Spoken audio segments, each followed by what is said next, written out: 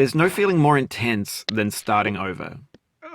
If you deleted your homework the day before it was due, as I have, or if you left your wallet at home and you have to go back after spending an hour in the commute.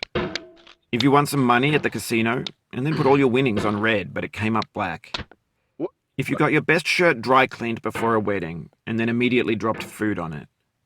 If you won an argument with a friend and then later discovered that they just returned to their original view. Starting over is harder than starting up. If you're not ready for that, like if you've already had a bad day, then what you're about to go through might be too much. Feel free to go away and come back. I'll be here.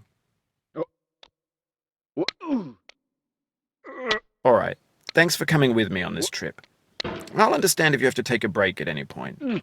Just find a safe place to stop and quit the game. And don't worry, I'll save your progress, always. Even your mistakes.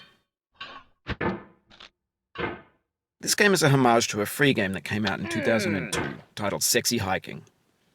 The author of that game was Jazzuo, a mysterious Czech designer who was known at the time as the father of B games. And B games are rough assemblages of found objects. Designers slap them together very quickly and freely, and they're often too rough and unfriendly to gain much of a following. They're built more for the joy of building them than as polished products. In a certain way, Sexy Hiking is the perfect embodiment of a B game. It's built almost entirely out of found and recycled parts, and it's one of the most unusual and unfriendly games of its time. In it, your task is simply to drag yourself up a mountain with a hammer. And that act of climbing, in the digital world or in real life, has certain essential properties that give the game its flavor. No amount of forward progress is guaranteed. Some cliffs are too sheer or too slippery. And the player is constantly, unremittingly in danger of falling and losing everything. Anyway, when you start Sexy Hiking, you're standing next to this dead tree that blocks the way to the entire rest of the game. It might take you an hour to get over that tree, and a lot of people never got past it. You prod and you poke at it, exploring the limits of your reach and your strength, trying to find a way up and over. And there's a sense of truth in that lack of compromise.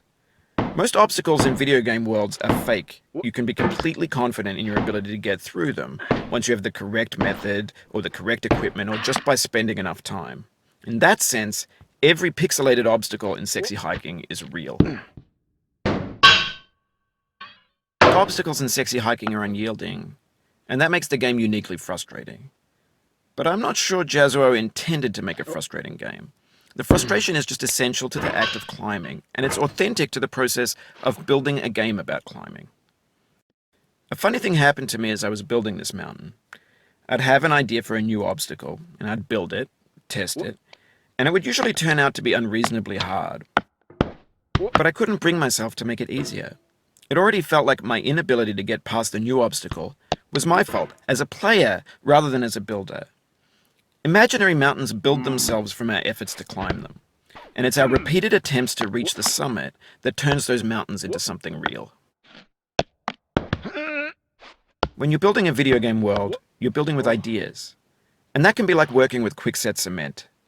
You mold your ideas into a certain shape that can be played with, and in the process of playing with them, they begin to harden and set until they're immutable, like rock. And at that point, you can't change the world. Not without breaking it into pieces and starting fresh with new ideas. For years now, people have been predicting that games would soon be made out of prefabricated objects, bought in a store and assembled into a world. And for the most part, that hasn't happened, because the objects in the stores are trash. I don't mean they look bad or that they're badly made. although a lot of them are. I mean they're trash in the way that food becomes trash as soon as you put it in the sink.